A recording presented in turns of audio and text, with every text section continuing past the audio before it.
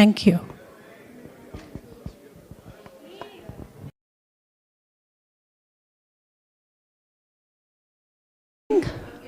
Can I request everybody to please settle down? We'll be starting this event in another 5 minutes. I request everybody to please settle down so that we queue.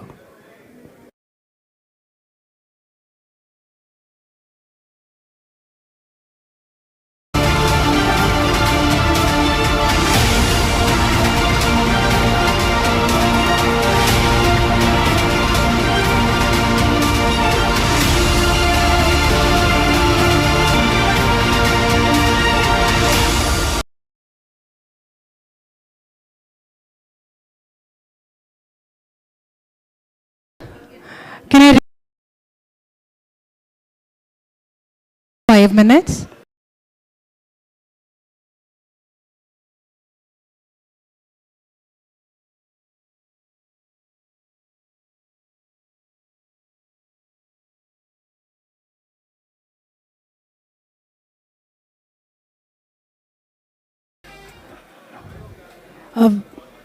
Good evening, ladies and gentlemen. On behalf of IIID Hyderabad Regional Chapter, I, Architect Sushmita Subudhi, welcome you all to the fellowship meet. Before we begin the evening proceedings, I would request you all to kindly rise for the national anthem.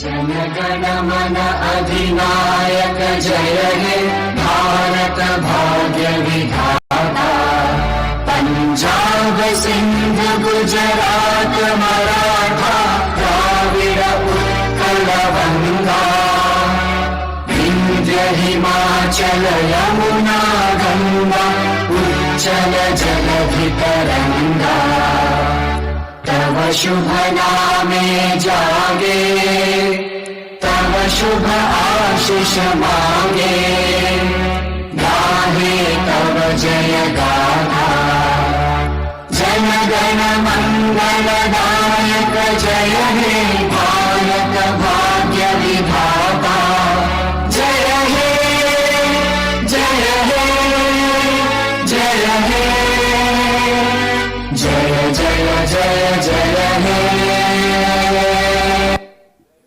Jana Gana. Thank you. Good evening once again. It's an absolute honor and privilege to be amidst such a lovely audience.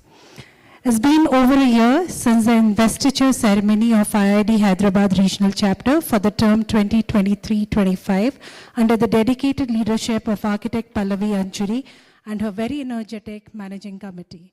We at IIID HRC have hosted a range of exciting events, including store launches, I3 and I5 series, movie screenings, Jalsa, the prestigious IIID Design Excellence Awards, the Insider X 2024 showcase featuring Sthapatya Utsav, Kala Utsav, Design Installation, Design Street, and not to forget the very recent international excursion to Japan. It's truly inspiring to be part of a chapter that is recognized as one of the most sought after in the country. Your active participation in our events is what makes it all possible. Thank you for your continued support and enthusiasm. So can I request all of you to please, a round of applause for all of us, because all this would not have been possible if you people would not have contributed your bit. And this is where I request Srinath to kindly play a video, which enumerates all the activities, whatever we have been able to do in the past 1 year.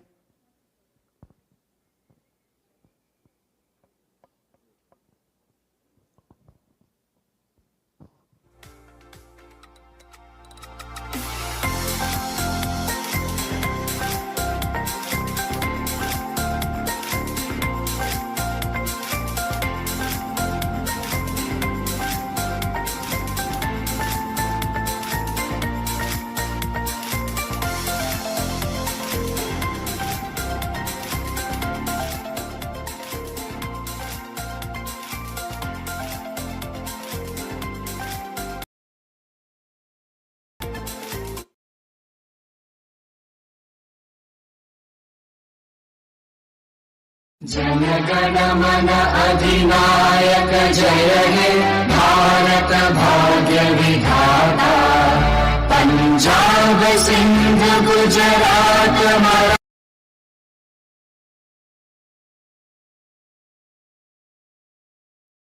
Thank you. Good evening once again. It's an absolute honor and privilege to be amidst such a lovely audience. It's been over a year since the investiture ceremony of IIID Hyderabad Regional Chapter for the term 2023-25 under the dedicated leadership of architect Pallavi Anchuri and her very energetic managing committee. We at IIID HRC have hosted a range of exciting events, including store launches, I3 and I5 series, movie screenings, Jalsa, the Prestige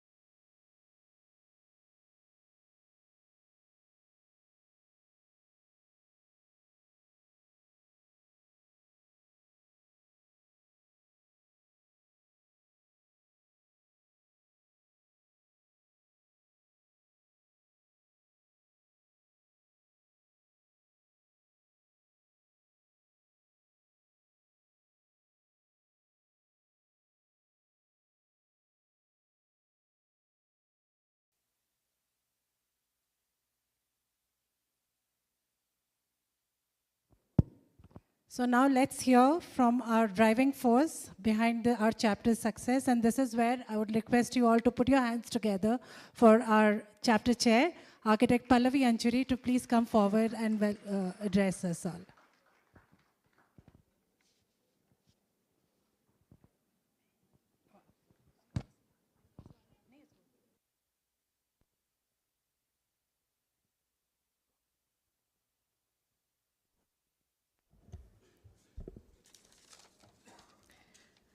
Good evening, everyone.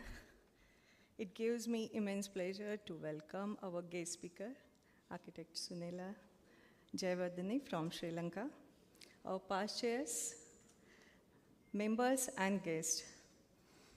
I thank Sunela for accepting our invitation and joining us today. Hope you enjoy your stay in Hyderabad for next couple of days. We completed 1 year with the vision of the term design synergy. It was super hectic year, I think you have seen from the video. Apart from our regular events, we conducted 3 mega events, Jalsa, IIID Awards, and finale with the Insider X Showcase. We conducted AGM on 9th August 2024. And last month was the I3 series, in which we had a speaker, Architect Naveen Panuganti, Architect Shamila, Architect Amit Shah, in which they shared their insightful journey with the 200 students.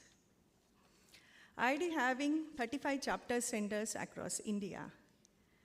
And proudly I can say Hyderabad is one of the best performing chapter, and always, yeah.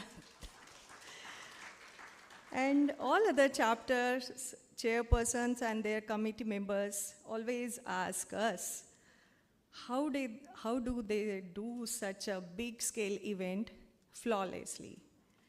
So this is only because of the efforts, meticulous planning that goes behind our each and every event by our managing committee, working committee, and under guidance of our past chairs.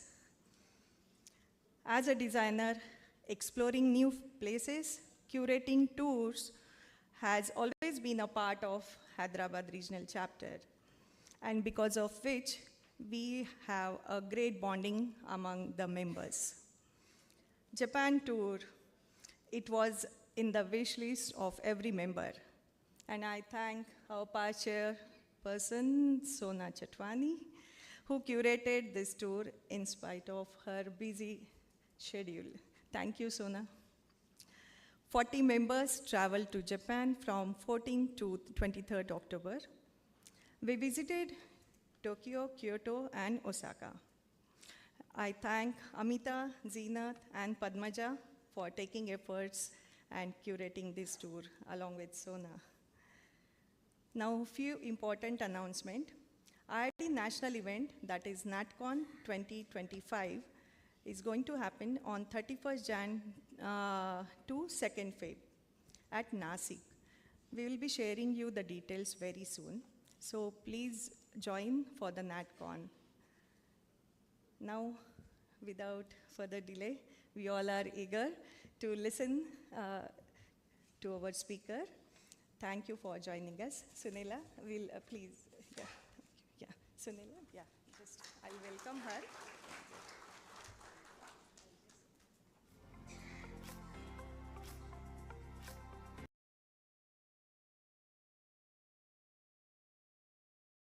Good evening, everyone. It gives me immense pleasure to welcome our guest speaker, Architect Sunela Jayewardene from Sri Lanka, our past chairs,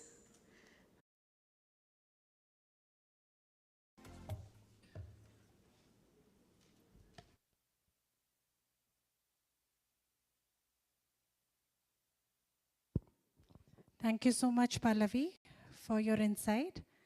And as Pallavi just now mentioned about this educational tour which was arranged, the Japan tour which was arranged, and we had the privilege of embarking on an enriching 8-day international educational tour to Japan, further expanding our global perspective. This incredible experience brought together 40 of our members, offering them a unique opportunity to immerse themselves in Japanese culture and architecture.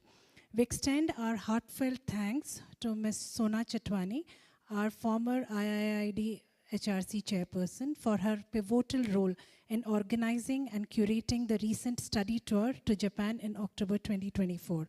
Thank you, ma'am, for your dedication and hard work in making this tour a resounding success. And this is where I would request Rina to again play a video which talks about this entire tour which was organized, and this video has been curated by architect Ram Mohan Reddy. So please enjoy it before we felicitate Sona ma'am.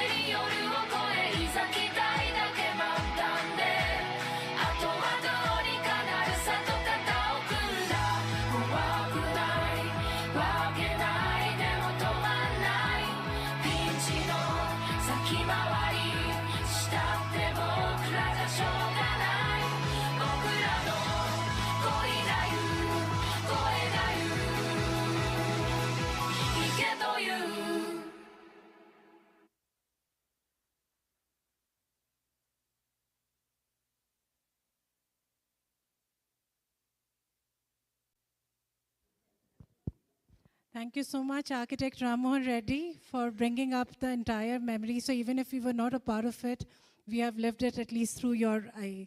So it's beautiful. Thank you so much yet again. And this is where I would request Architect Pallavi Anchuri to please come forward. And also our former IID HRC chairperson, Ms. Sona Chatwani ma'am, to please come forward. I also request our past chairperson, Architect Yashwant Ramamurthy sir, to please join us on the stage here.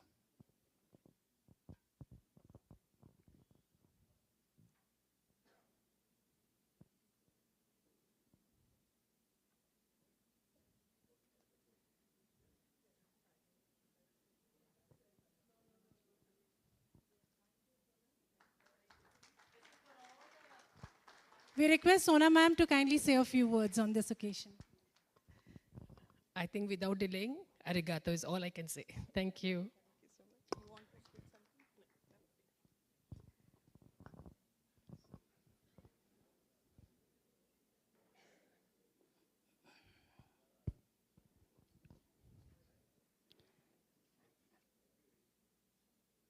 As we move forward, we will have a small lapel pinning ceremony for our new members.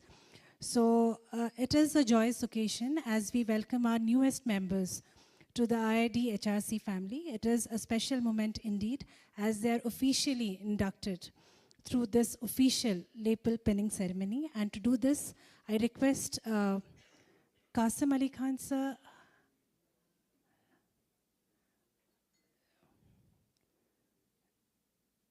Ravi Anchuri, and IID chairperson, Architect Pallavi Anchuri, to please come forward. Thank you so much, sir, for making it.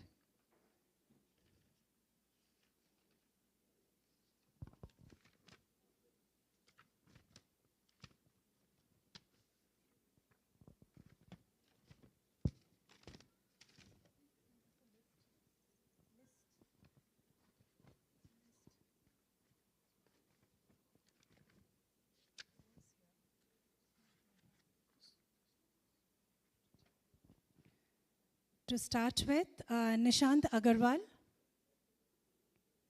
Mayank Harodia, Kumar Verma,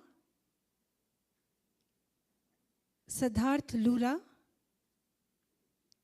Deepika Kota, Chitwan Naredi, Aditya Agarwal, Afshay Tiwari,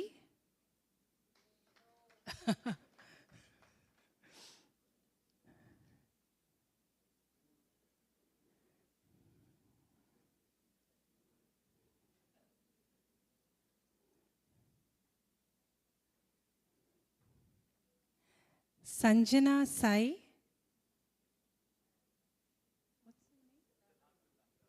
Siddharth Lula, please come forward.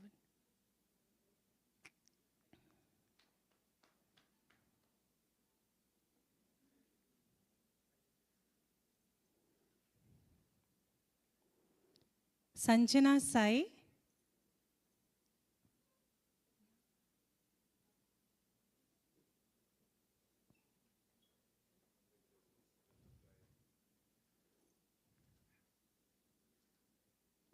can I request all of you to please clap because they have become part of our IID members. So thank you so much. Nidhi Harnatka, Anuprata, yeah.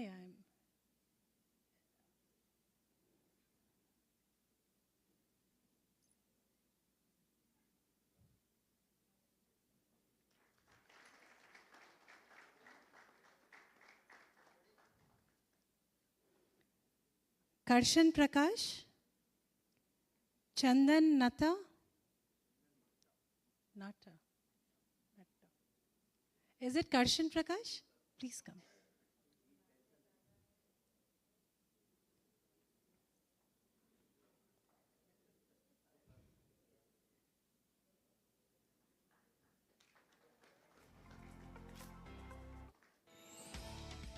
Chandan Natta, Bal Kumar, Tapanvita Saha, Tapanvita Saha,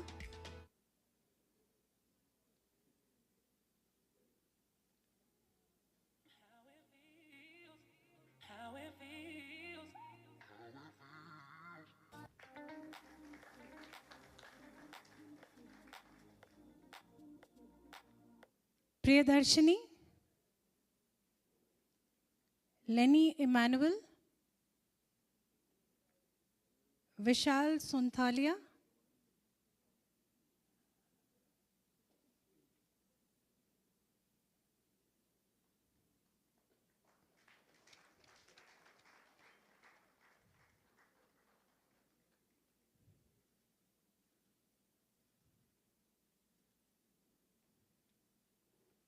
Geetu Gangadharan, and Mitali Ehram. So this is where I would request Ravi Anchuri ji to say a few words. Acha, please. Chandan Natta.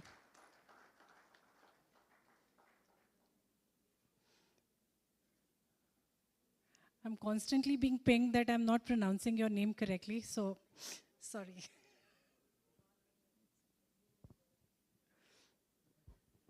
So this one, can you post that picture?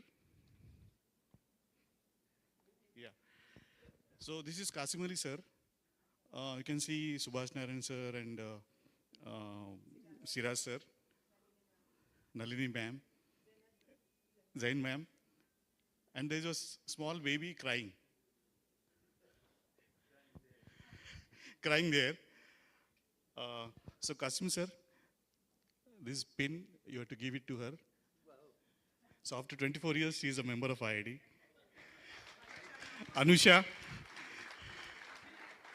Anchuri.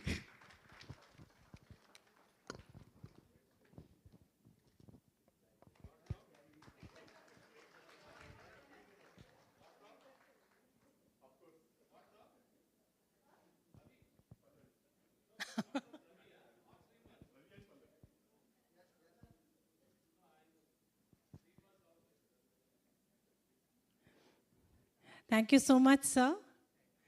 Congratulations yet again to all the members who are inducted into the IIID HRC family. It does mean a lot to us.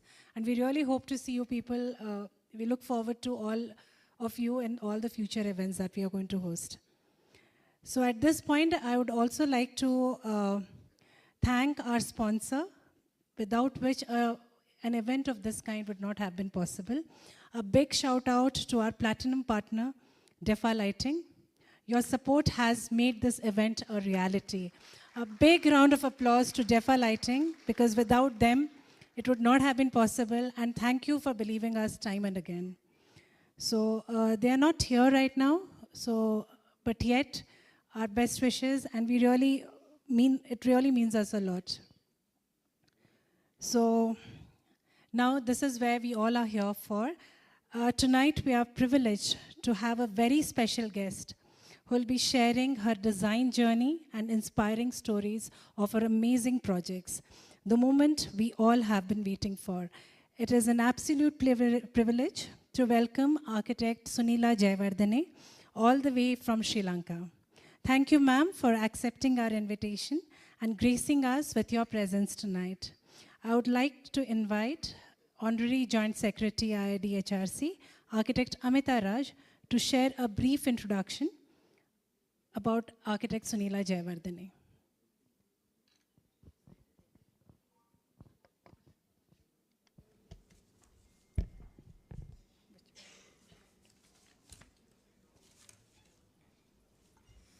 Good evening, everyone. I'm indeed honored and thrilled to introduce to you our guest speaker. She is a true trailblazer in the field of environmental architecture. So I was fortunate enough to have a brief interaction with her yesterday and past few days. And I can say that she's living a dream we all dream of and inspire for. So when she decided to take an early retirement from architecture, it was to still be young, to chase her dream of living in the wilderness, watching elephants, kayaking down jungle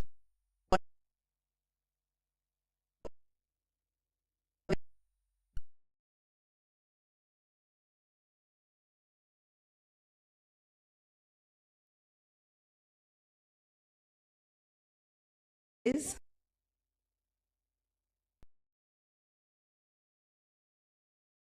going, and I think this is the same landscape which ma'am also has from her present abode, and we will wait for her to tell the story about it. And she owns a property of 15 acres. Let's find out more from her too. I don't want to talk much about it. And today she is going to give a global perspective on design today using indigenous building materials and sustainable materials. Let me read out a formal introduction of her. Sunela Jayewardene is recognized as Sri Lanka's leading environmental architect. And as mentioned in Time in March 2007, India Today in 2008.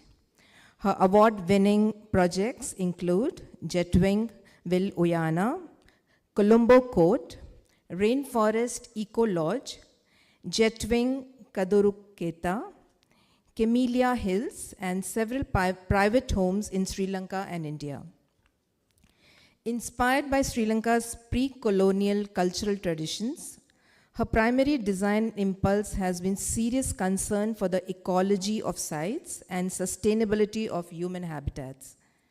Her work has been recognized internationally, and Echelon listed her amongst 50 most powerful women in Sri Lanka in 2013 and 2014. A round of applause for this. Sunela was the founder and first chairperson of the Federation of Environmental Organizations and has been an advisor to several successive governments of Sri Lanka. She is also the author of The Line of Lanka, Myths and Legends of an Island, and her new book, Ravana's Lanka, The Landscape of a Lost Kingdom, is being published in August. I think it's already published and in circulation by Penguin India. And I am also a proud owner of this book.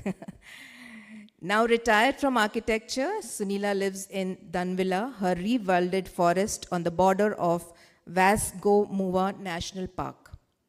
So from Sri Lanka to Hyderabad, from blueprints to green prints, I can say, please put your hands together and join me in welcoming architect Sunela Jayewardene to this dais. Thank you.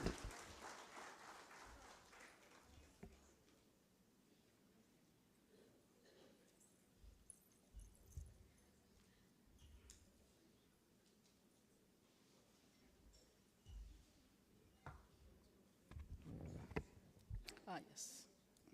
Thanks. Forward. Yeah. Good evening, Hyderabad. Thank you for inviting me. Pallavi, Amita, and your wonderful committee, who I had the pleasure of meeting last evening. I've never been to Hyderabad. I've been to India more times than I can count. But here I am among the builders of this city. Thank you. So without much ado, let me start talking to you about my journey to where, from, as Amita put it, from, what do you say, from Colombo to Hyderabad, or from Dunvilla to Hyderabad, yes. So,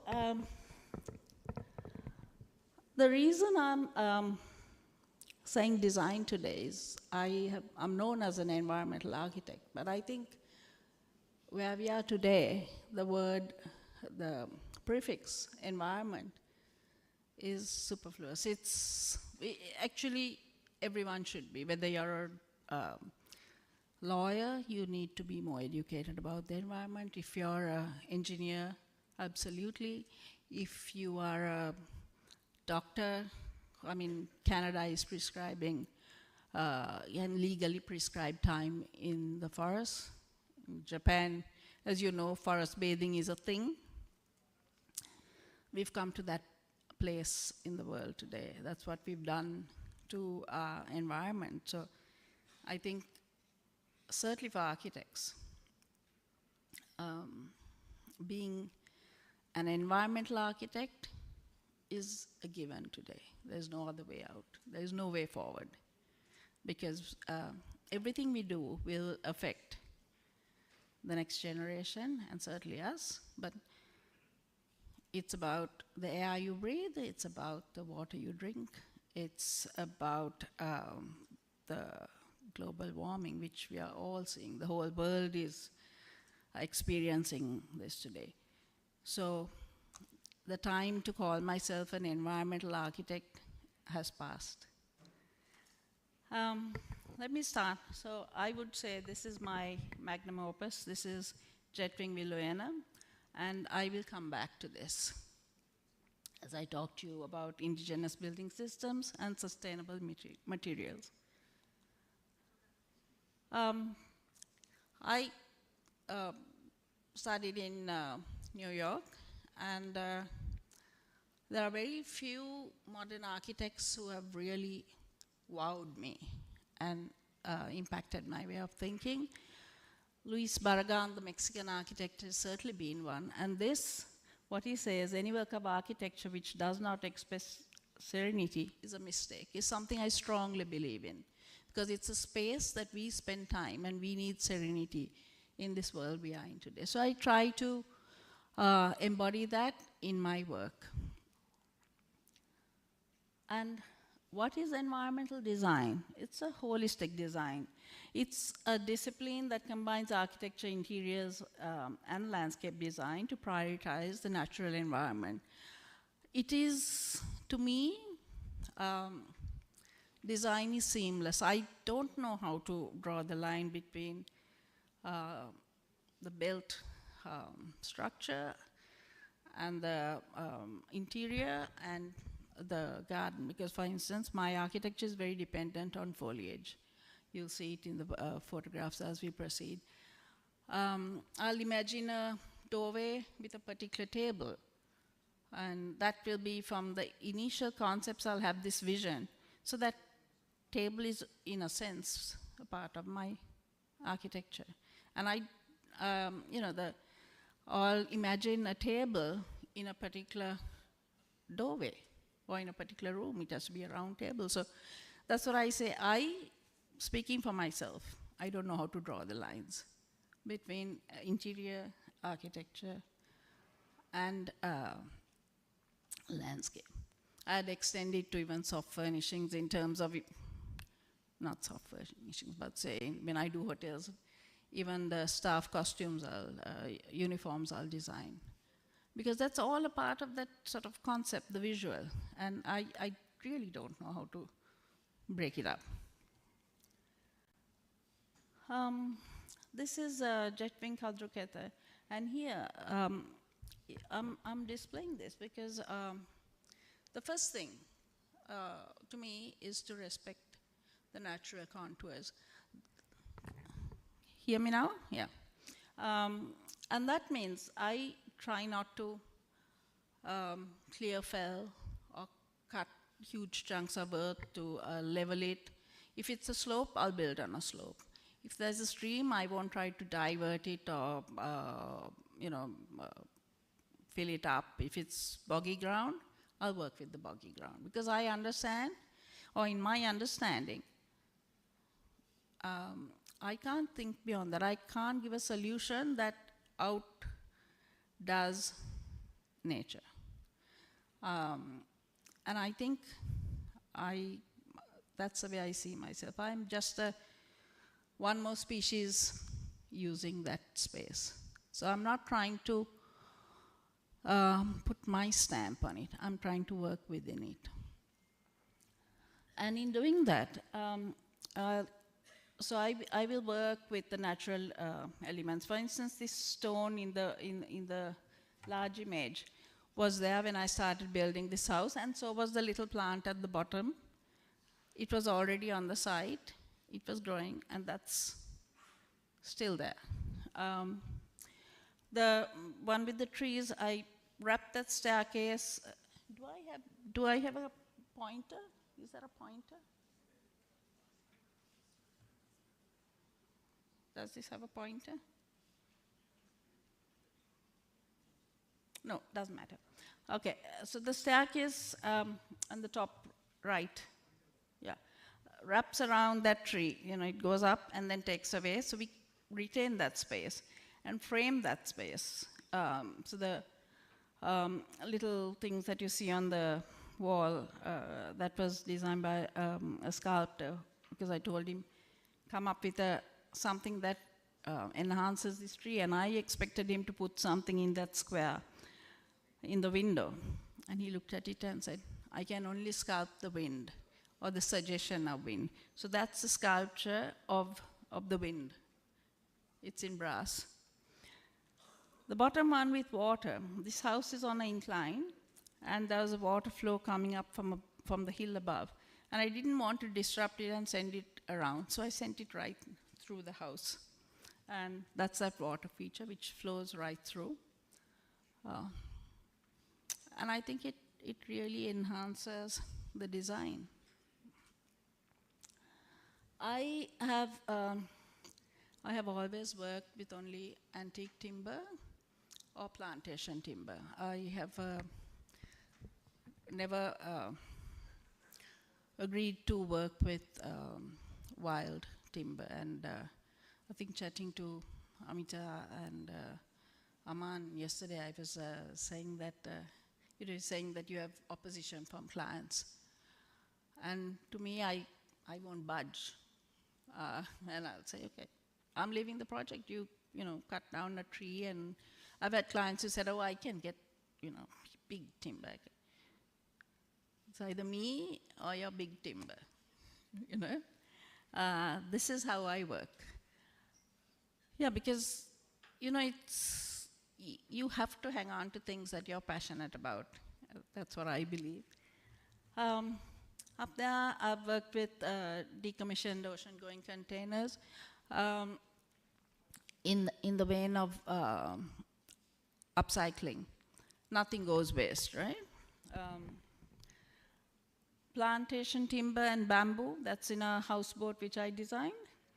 And bamboo, my God, use bamboo. Bamboo is fabulous. It's the green steel. You can do wonders with it. I've used it in many, many ways.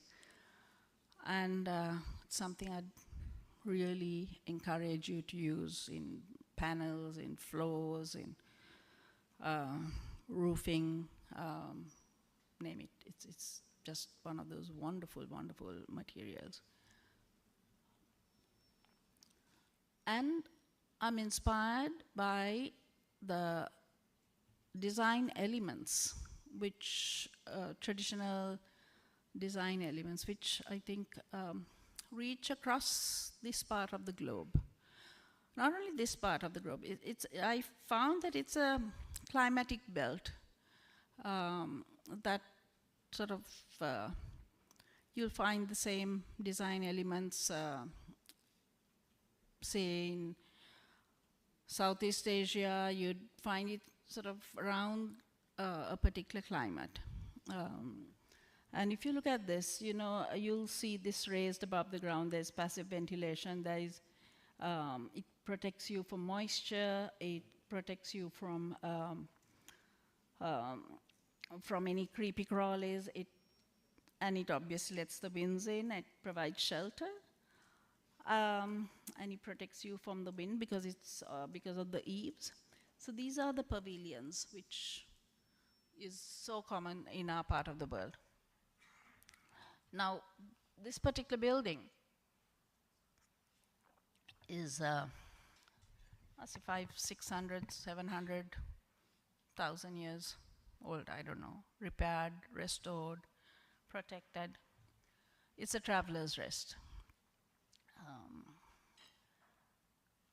This is what I was inspired to build, right? And yes, I've used almost the identical base. The passive ventilation.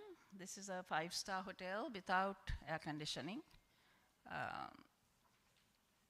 And you don't find, Westerners complain, you'll find the occasional Sri Lankan who complains. But what I want to show you is you can take that archaic design and make it quite, this is the interior of that. You know, it works, you can use that same language and interpret it and stretch it and bring it into a modern era. Yeah, and you can see the bathroom behind, and the through ventilation happens there as well. Can you hear me? I'm not getting this right. Yeah. Okay. And I've used this pavilion in many repeated forms, right? The mandapa. I think you call it mandapa as well, yeah? You see it here as well. A stretched out long one, and on the left is one with a flat roof. Here, is that better? I know what I'm doing. Thank you.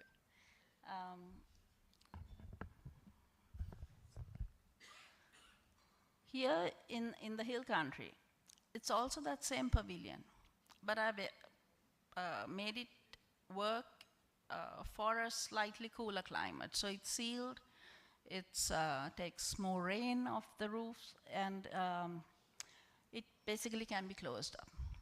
But it's that same mandapa form, which I use in as many ways as possible.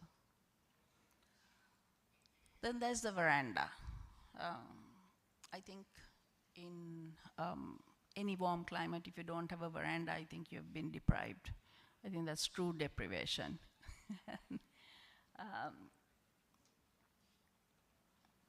So I've used this in houses, in all sorts of ways. But yeah, this one was, those huge columns were satinwood columns from a church which had been destroyed during the war in Sri Lanka. And my antique dealer had found it, and he called me and said, "Can you use it? Do you want it?" And I said, "Absolutely." And then, drove the engineer mad and changed the structure, because this entire satinwood tree is massive, but stunning. That's another form of veranda. Again, veranda cum living room. This is a house I did in Tamil Nadu. Here, using the columns which we found in Karikudi in Chettinad. Here's yet another veranda, completely different. And this is for an English couple who have built a holiday home in Sri Lanka. And yet another form of veranda. So, living room, workout space, meditation, whatever you want to do.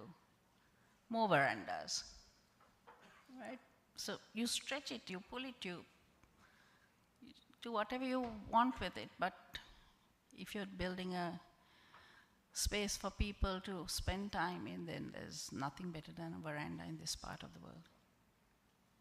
And here's yet another veranda, but it can be sealed off when it's cold. And then there is the natural cooling systems, where if we can employ water and wind for passive cooling, there again is your energy saving. Here is a chance to reduce your fossil fuel usage.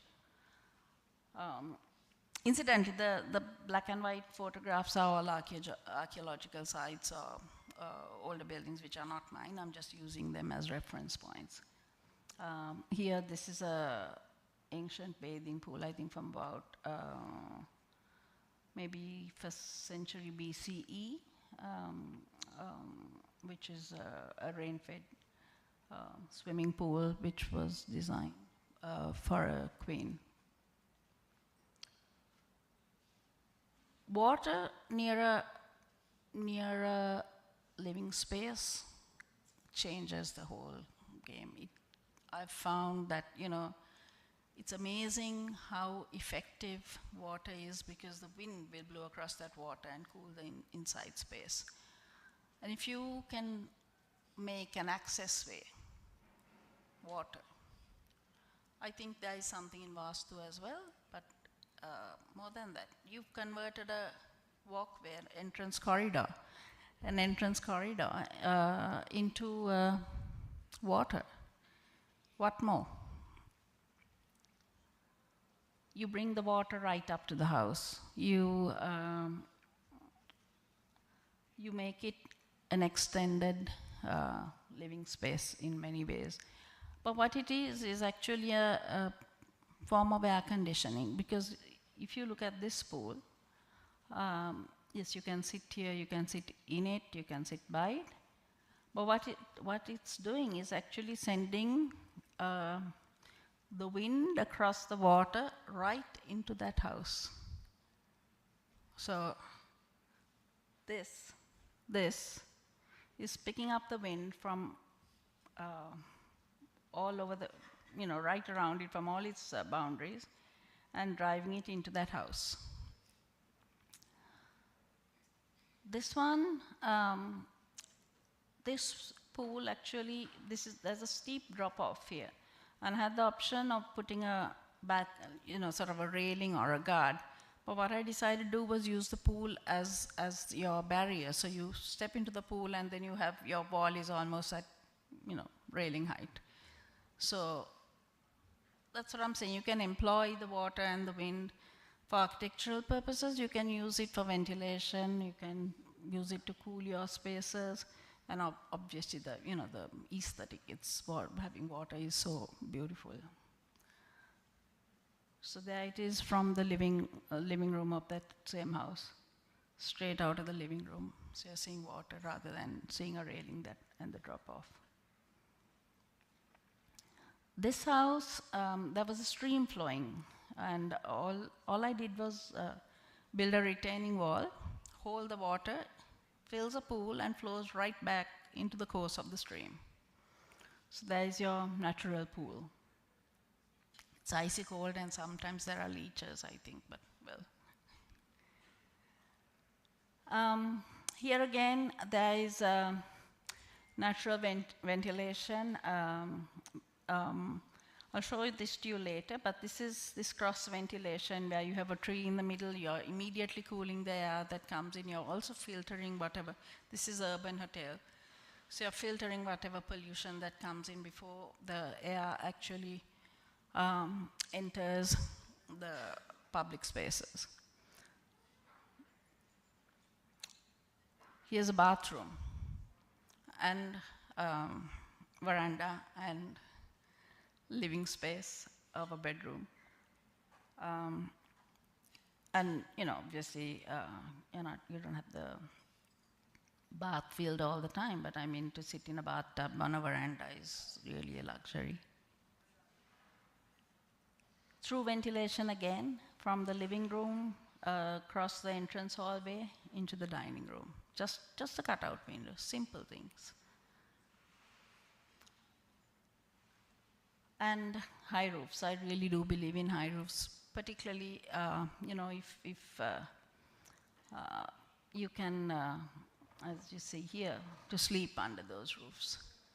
And to go back, if you see in these spaces, the one on the right has a cane matting on the ceilings. This way, the heat rises and it actually does escape. One on the left just has reapers and terracotta tiles. Designed landscapes. So I love gardening, landscaping. The idea of creating green spaces, which actually become a part of the jigsaw puzzle of a property design. And it's minimal impact. That's what it's not something that's been flattened and rolled and cut and manicured. And here is this house. The property had a lot of trees. We saved all the trees. And the living rooms and the dining, and on the other side there's entrance. So it's sort of this contiguous space from garden to living, and the owners say the only real problem is mosquitoes in the evening, which you can deal with. You can light some citronella candles or whatever, but it's the sense of being able to live outside. And this is a urban house. This is that same house. Up there, that bridge is where it's an office space for the owners, for both corporate people, and they come home and sit on either side of that. One faces the entranceway, one faces the garden. I don't know who gets which one, but they sit there with their laptops and enjoy their garden even if they're up there. And that's the entranceway. And again, there is this whole business of bringing the water into the house, which is what you have here. A connection between, this is a part of a courtyard. Yeah, so you can either go through the kitchen or you can go through the garden. Simple things. This is not rocket science. This has been done for thousands and thousands of years. Sometimes it's just that we've forgotten how to bring those back and how useful these design elements are.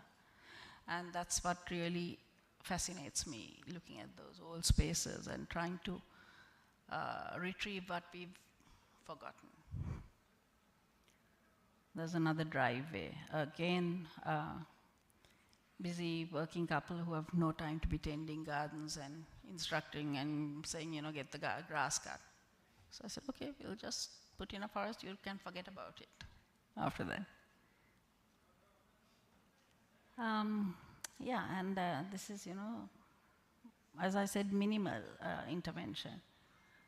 What I did was stuck those chalets in between the trees that already existed.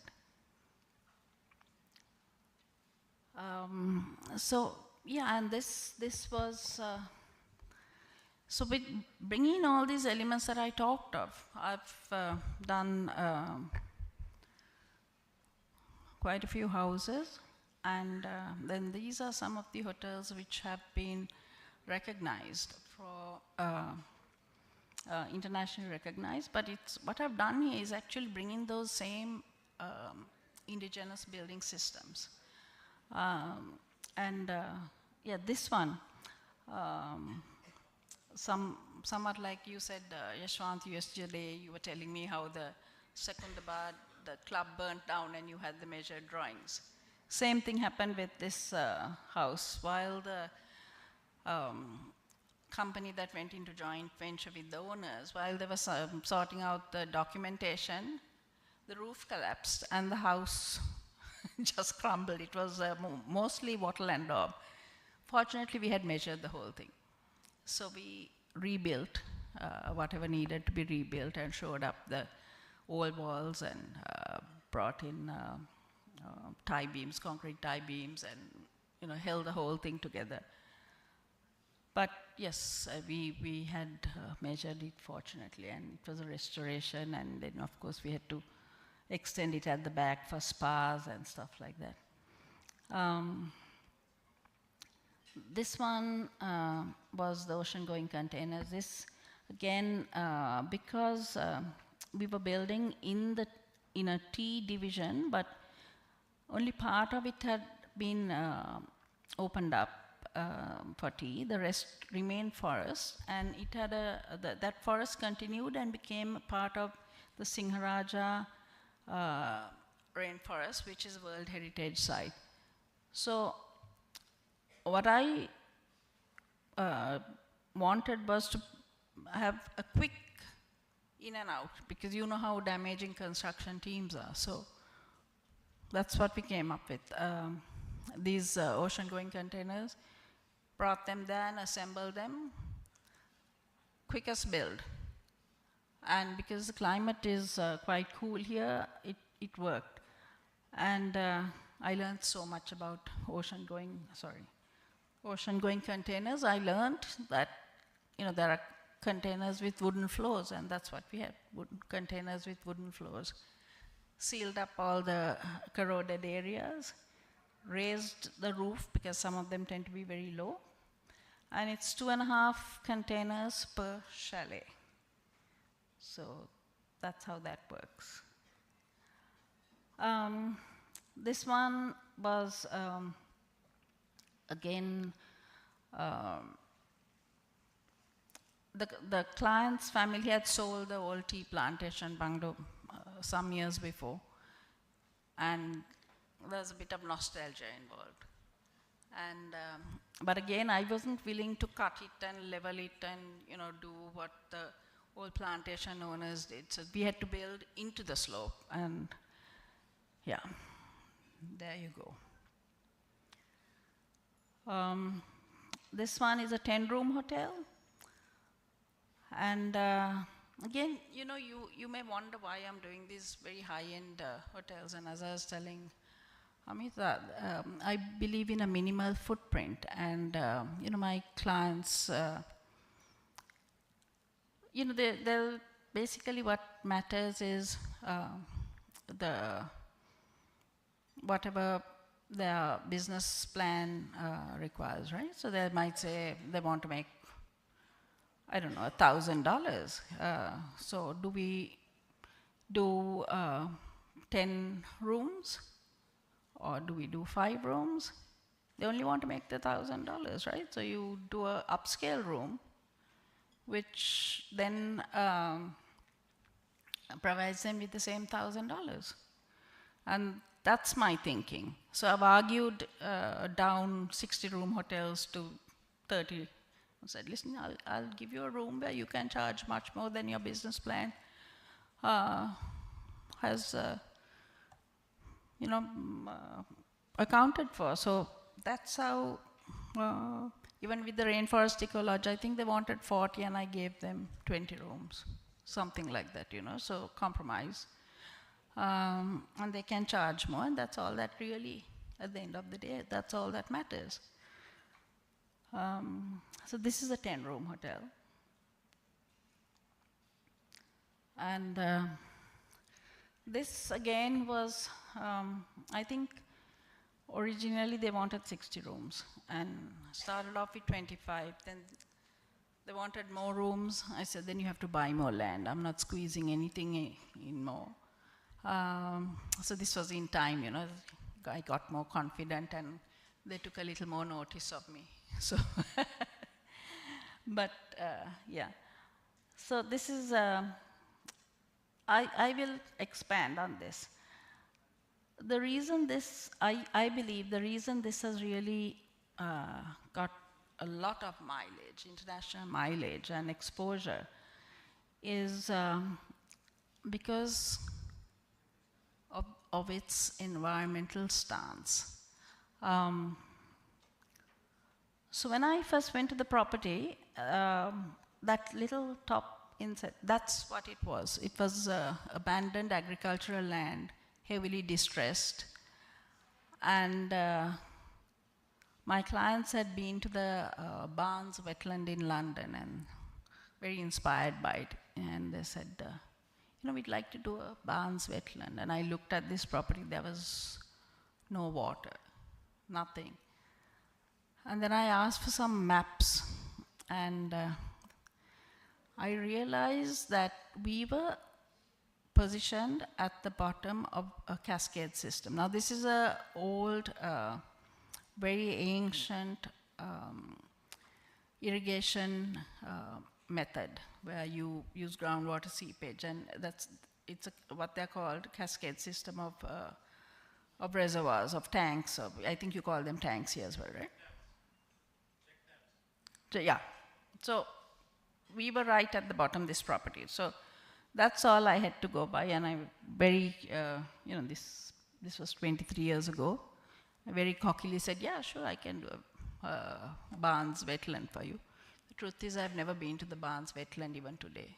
I have no idea what the Barnes wetland is. I think a restored quarry.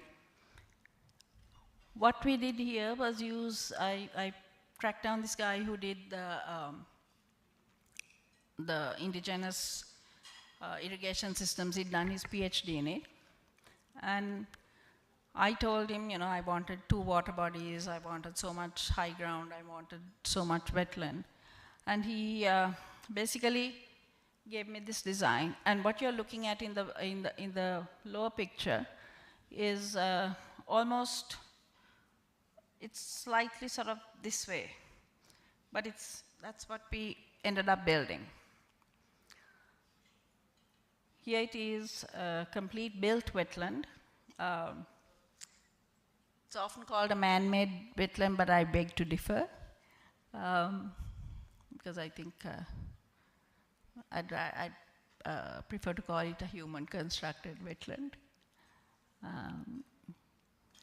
And here I practice a lot of my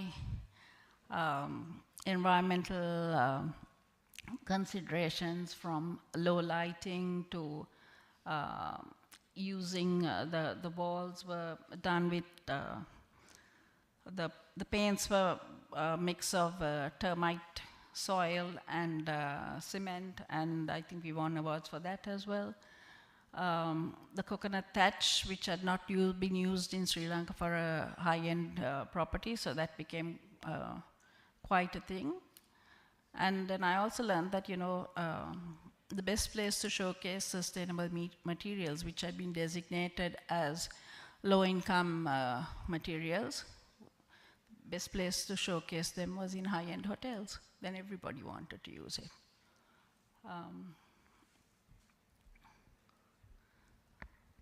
And here you are, you know, the same ideas of the verandas, the bamboo paneling on the handrails, the coconut thatch, the stone walls, the entrances across water, and the raised pavilions which allow wind flow and protection from moisture over this built wetland. And here in the restaurant, which the only wall we had was this, I ended up with this very strangely shaped wall at the back. I really didn't know what to do with it. So then I gave it some thought, and I found this old painter who I'd known for many years, who works with natural paints, and I gave him the shape of the wall, and I said, what I'd like you to do is to tell a story that's not been told in a temple before. But I want you to paint it in the old mural style which is found in Sri Lanka, which is almost like a cartoon, like, you know, comic book stories. It's a story. The whole thing is in strips, and it tells the entire story. And this is his work, all natural dyes. And yeah, so that's what it is. Again, in the seating, this is the lower one is of the cafe, where you have the option of sitting on the ground and eating using those little stools. And the bars have enlarged paintings of the Sigiriya frescoes. I think you all may have seen Sigiriya when you all went last time. I don't know whether you all climbed here. And the stepping stones, and these are the details which basically I wanted to revive. When I looked at the land, I came up with, you know, when I worked out the land, how this property would be at the end of the building the wetland. There were 4 habitats, and there are 4 types of chalets for the 4 habitats. So what you see on top is the forest dwellings, and at the bottom are the water chalets. They might look similar at first glance, but actually they are quite different. And this is, so you enter on the lower floor of the forest dwelling. You actually enter and walk by the bathroom. This is the bathroom, which surrounds the courtyard. And the bedroom, the sleeping area is upstairs. Big bathtub and a private courtyard. This is the Paddyfield chalets.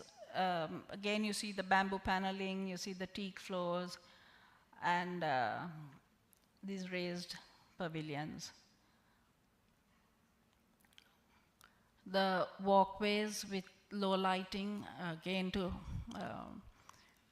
I'm very particular about not throwing light into the air because it disturbs nocturnal wildlife. So the walkways, so this is the strip rope lighting which goes under a little cover and just throws light onto the floor. Different kind of pathways. The property doesn't have a boundary wall, it has an earthen bund, and it's shaded with bamboo or these earthen pathways so that the water is absorbed straight into the ground rather than paved surfaces, which then become heat islands, as you know. Quite different from Jetwing Villuena is the Colombo Court. And this was five buildings, 2 offices and 3 houses, which I combined by actually using, so we couldn't move around because of the various building restrictions in the heart of the city. We had to keep the footprint, which made it quite challenging. And what I worked on was the negative spaces. That's why it's called Colombo Court, because connected it with courtyards. Tied all these buildings, which were all different styles, different building qualities, tied it in by these courtyards, and that became the common element.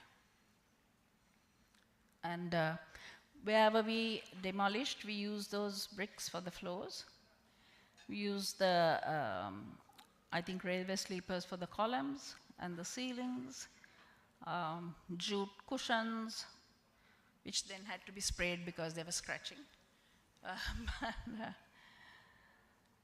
And I got this same sculptor who I worked with, because he works with recycled metal, and there was a 4-story stairwell. It was empty and hollow, and I said, what can we do here?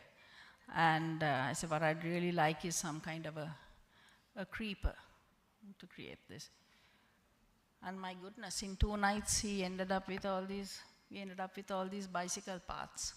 And he sat and welded this creeper all the way through this space. Amazing, actually amazing. So that, as you can see, those are all parts of bicycles.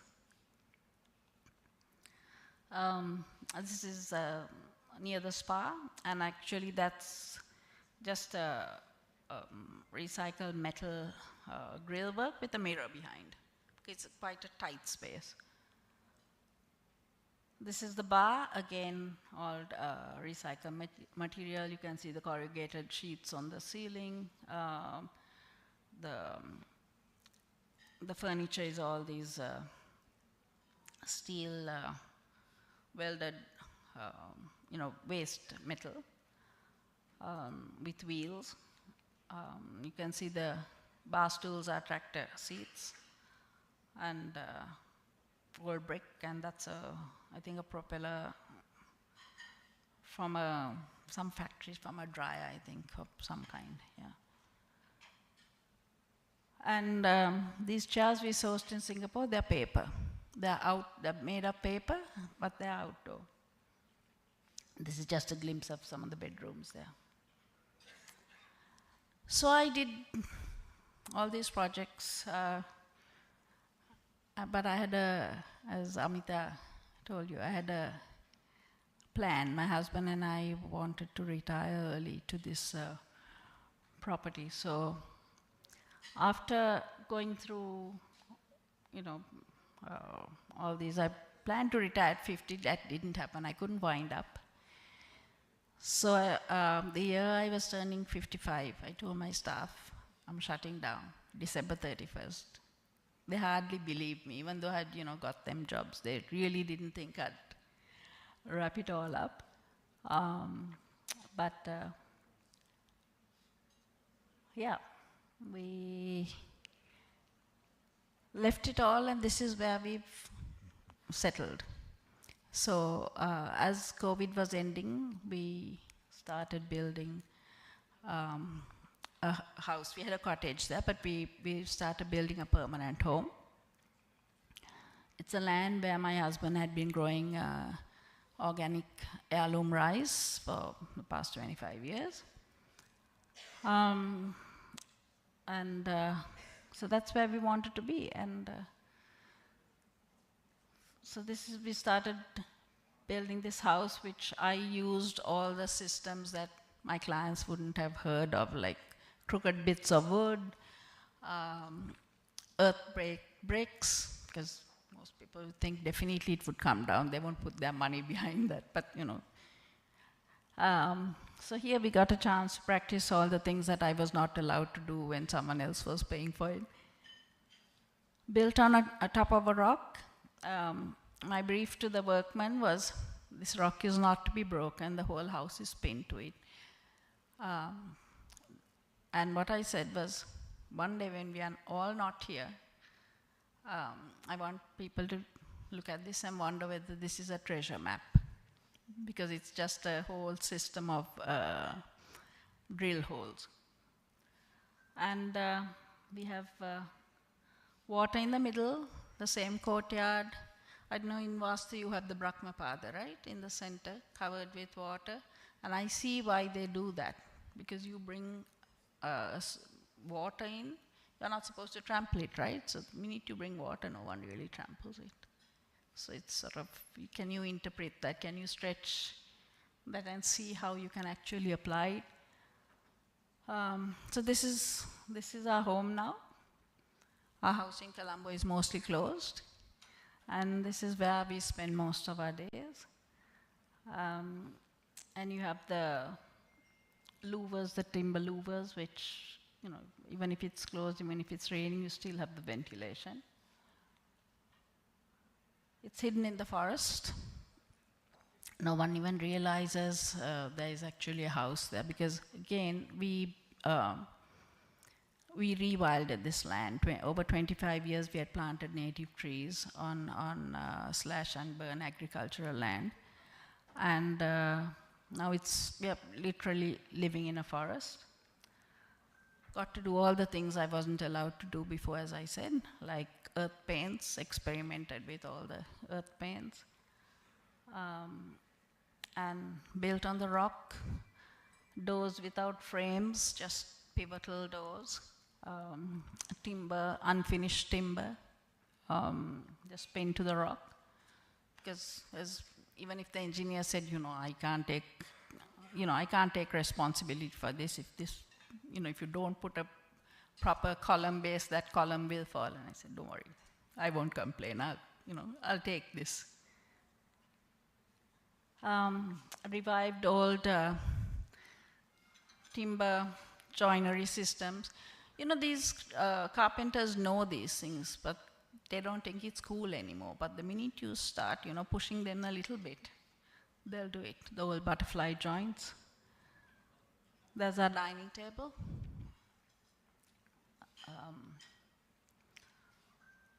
And it's a home where the kids come. They have, whenever they have free time, they can drive up from Colombo. It takes 4 hours. And, they can work. We read a lot. So, little Jarocas to sit and read in if you want. We have the artwork from various friends, photographs, paintings. If you went to Kandalama, you would have recognized that owl. Same artist, Lucky, who was a good friend of ours. Sadly passed away. But yeah, we have the artwork of many friends, some famous, some less famous. And, you know, all bits of, you know, I think tossed out bits of timber. And we have artists, friends who come and paint. We have dancers who come and dance. And kids and their friends like to come and cook. We have hens and we get fresh eggs. This is the staff kitchen where our cook, she's from an old mountain village where she makes the most wonderful food on a firewood stove. And we are not alone. We have the black and white one is Lula, and the brown one is obviously Sunak. And we have a rescue dog, Timmy, who runs the whole place. And we have other friends who come to the garden in the evening.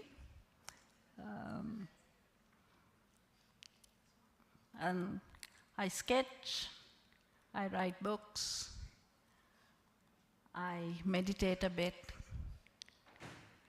and I watch sunsets, and I don't practice architecture anymore. Thank you.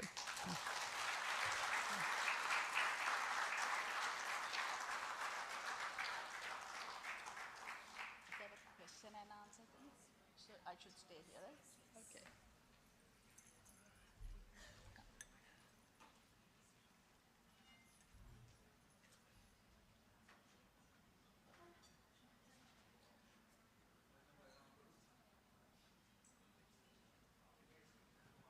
Oh, thank you so much, ma'am, for this incredible presentation. I'm sure you're living every word of what you preached earlier, so it is incredible to have you here. And this is where we would open the question and answer session, and we'll take first 5 questions. So, okay, so we request you to please raise your hand, and the mic will come to you, and then you people can please ask your questions.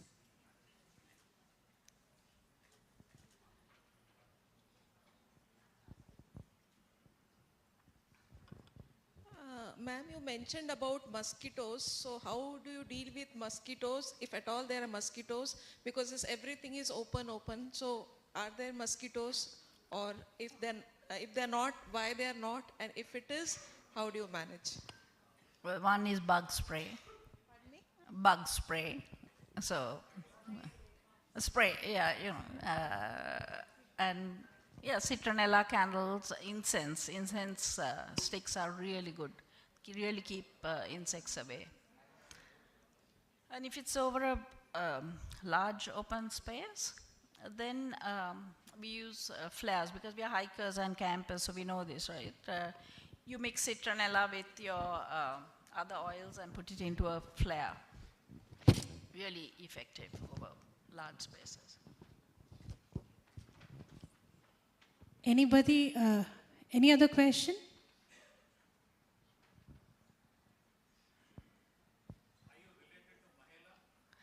No, I'm sorry. Not. No. It's a very common name in Sri Lanka. Jayewardene. Yes. I hope some connection.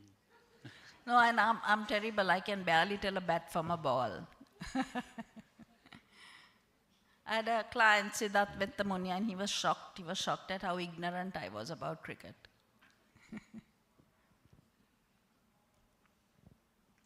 Anybody else?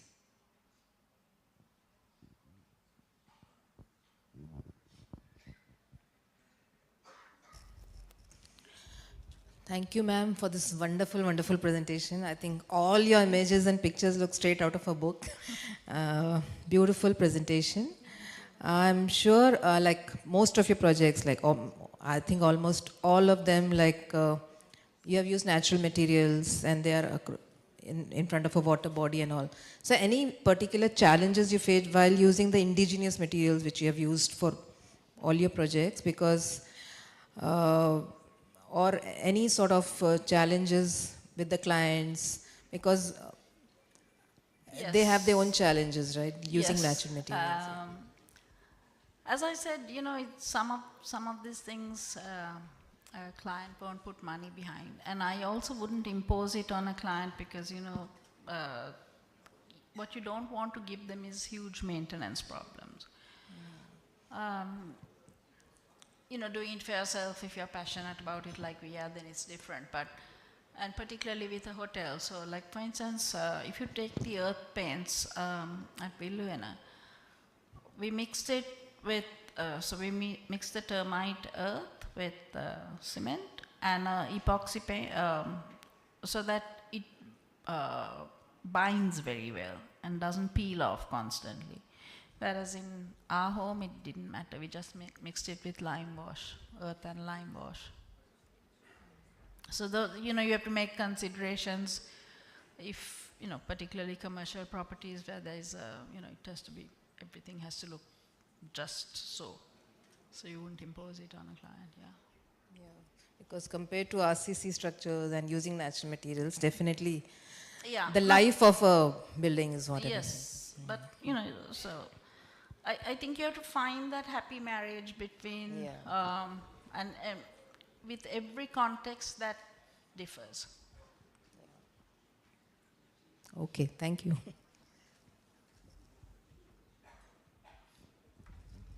There's someone there, I think, someone.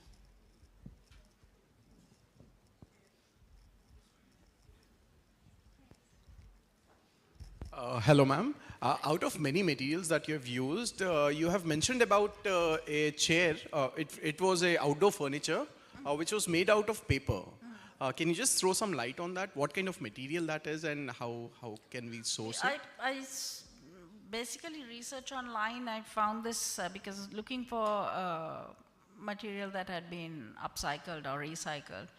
And it's, I think, just, you know, they make the paper, you know, little baskets and stuff. It's the same system, but I think what they're using, the protective coating is probably of a higher quality, strength, and protective. And it's outdoors. Works really well. Still there. It's at least 10 years ago. Okay. Thank you. Sure. It's another person. Madam, I want to ask, like, how do you treat the termites? Because you are using a lot of wood in it, right? Yes. Termites. Do you have a natural method of treating them? Actually, no. Try to keep the timber off the floor, at least one floor up. If you put it on the ground, you're running a risk because, yeah, so I think just have it, if you put it on the ground floor, then you're really vulnerable. And the house what you have built, right? What is the structural system in that? It is a load bearing or a regular concrete structure? Just use the concrete framework. So got the floor. So we have these concrete columns which are pinned to the rock. Okay. And we have the concrete framework, some slabs, and then the entire fill is with the sun-baked brick. Thank you, ma'am. Nice presentation. Inspiring. Thank you. That's it. Thank you so much, ma'am. I request you to please be there on the stage for a few more minutes. I request Mr. Karu to please also join on the stage. Please come to the center, ma'am. At this point, I would also request our immediate past chairperson, Architect Manoj Baheji, to please join us on stage. And our chairperson, Architect Pallavi Anchuri, too.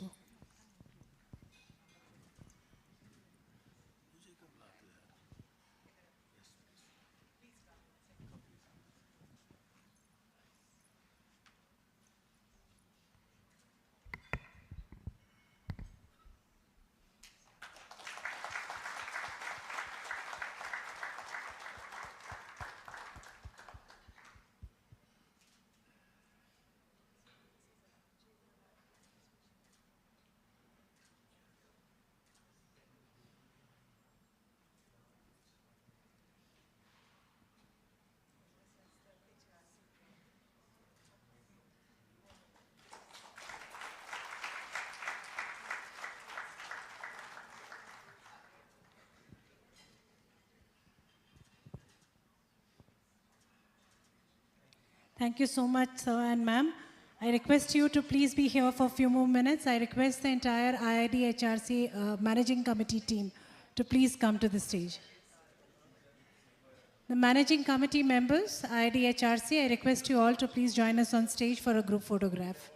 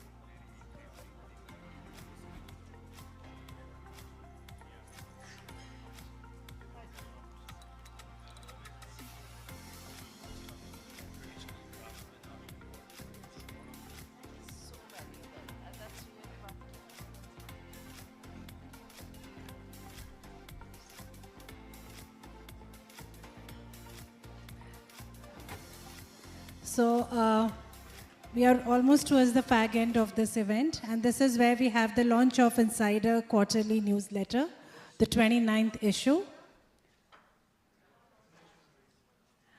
I request all the past chairs IID HRC to please join us on stage.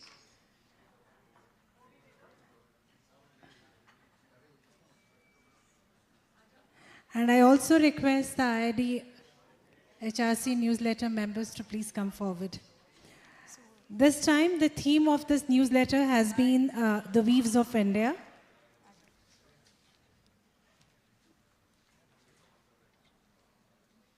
Just hold some.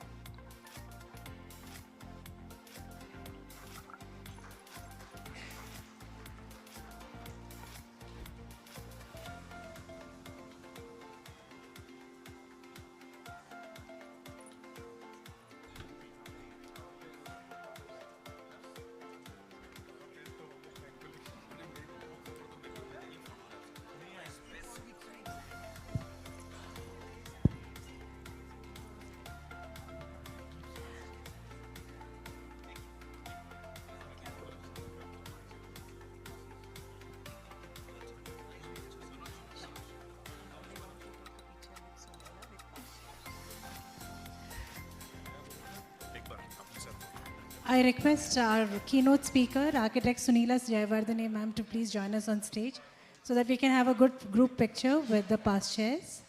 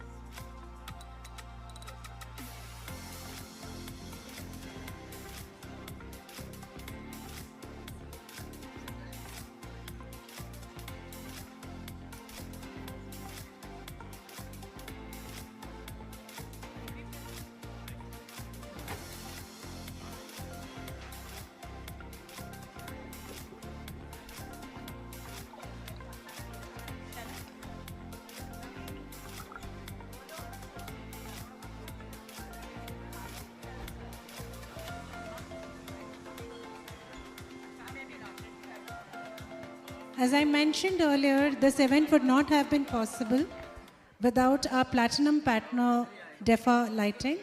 And we have a AV with us, as nobody from DEFA Lighting could join us, but we are sincerely grateful for all the effort they have put in to make this event a successful one. I request Reena to please play the video.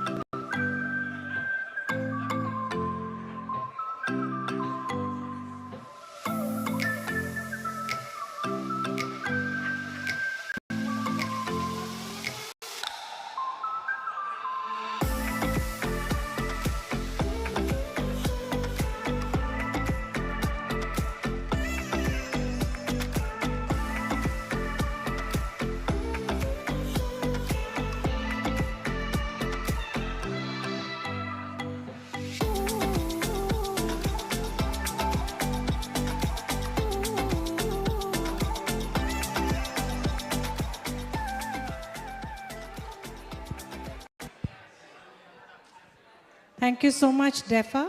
At this point of time, I would request our Honorary Secretary, Architect Naveen Kumar Chalsani, to please propose the vote of thanks.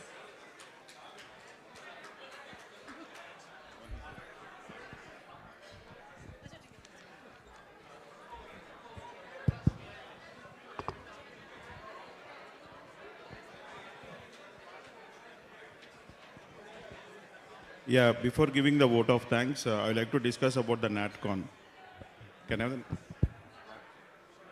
the NatCon dates are like December.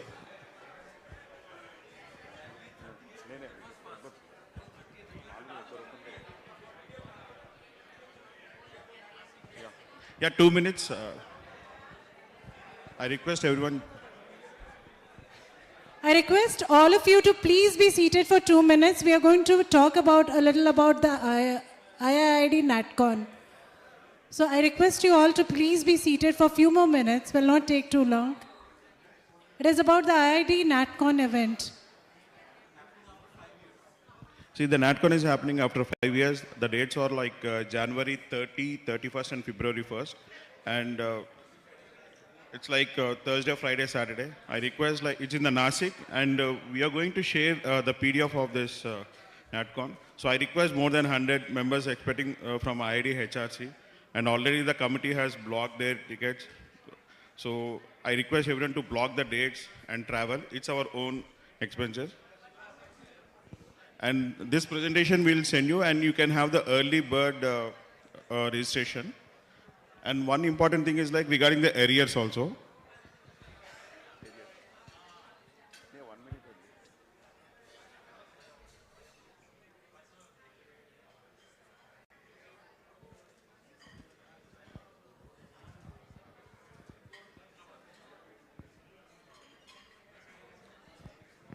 So I think you can see this chart about the areas. Now we are almost like 820 members, and there are only 526.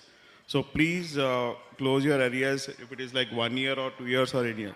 And every Monday we are sending a message, Monday, Wednesday, and Friday.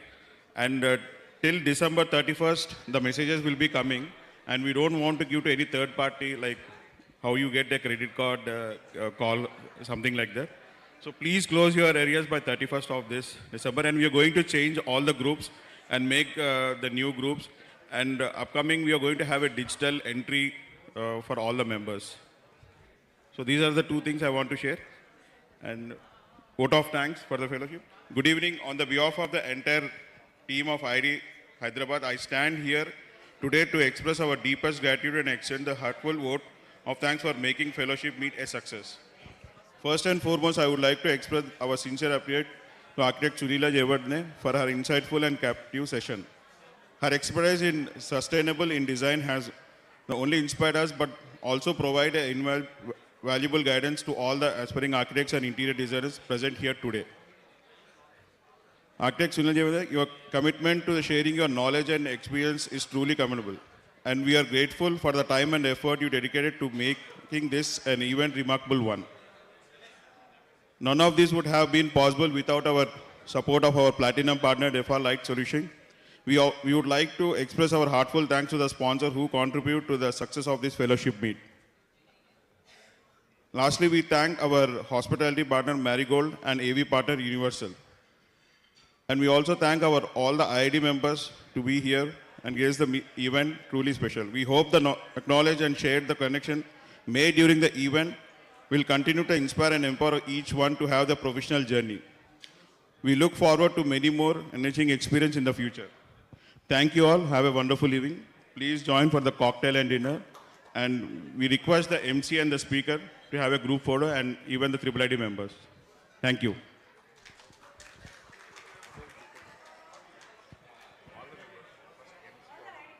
Yeah, all the IID members for a group photo. They'll come on the stage.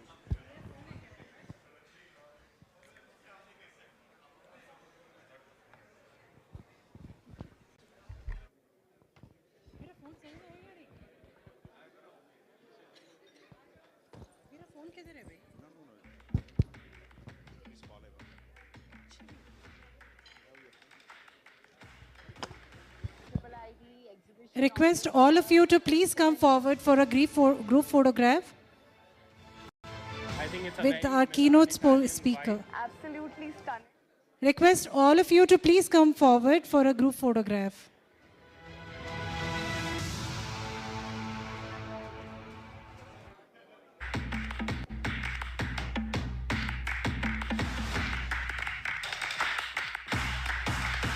IIID exhibition of this year, which is excellent. I think it's a very Milan Italian vibe. Absolutely stunning. A lot of innovative products.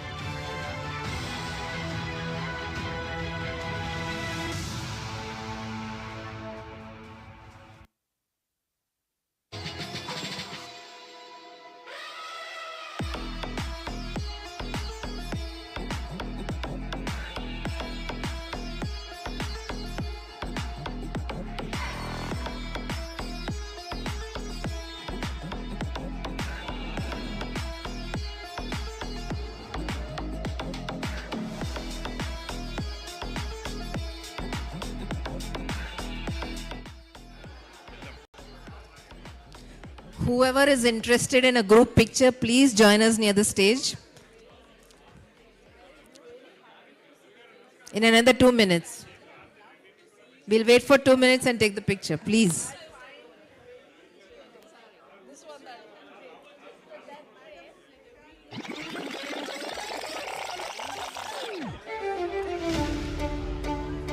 Japanese group, please come near the stage. Have given us a lot of knowledge. This year easy. Bava group, please come near the stage. People are so happy. The stall owners are so happy. Next rain.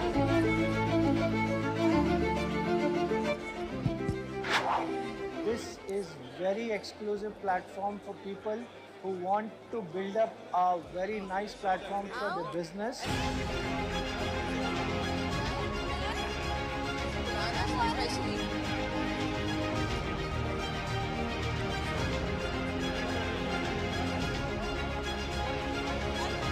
It's been a fantastic Now- experience for us. It's been 5 times that we've been. Naveen, jaldi aao. Japanese group, Bava group, IIID group, all groups. आते हैं प्रफुल्ल जी ऐसे बोले तो सुन रहे हैं Okay, just IIID group, no more groups.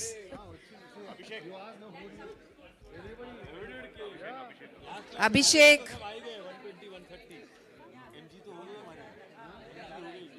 Suleiman ji. Monica, please join.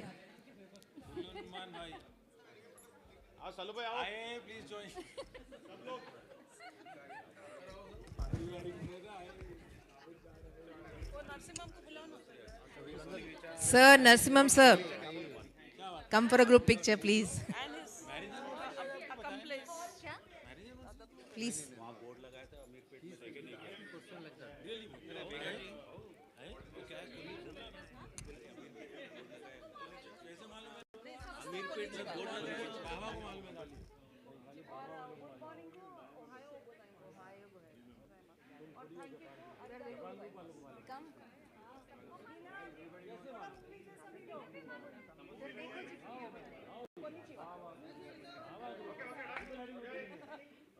Make some noise.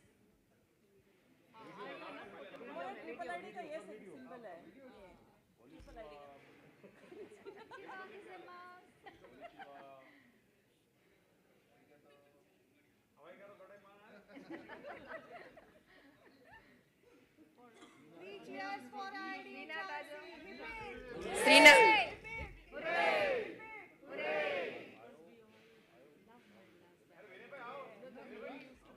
अरे ma'am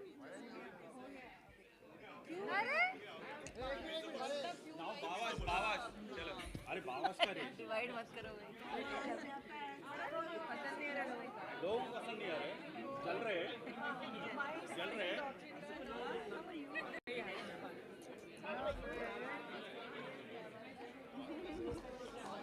चलो आप कॉकटेल्स डिनर करो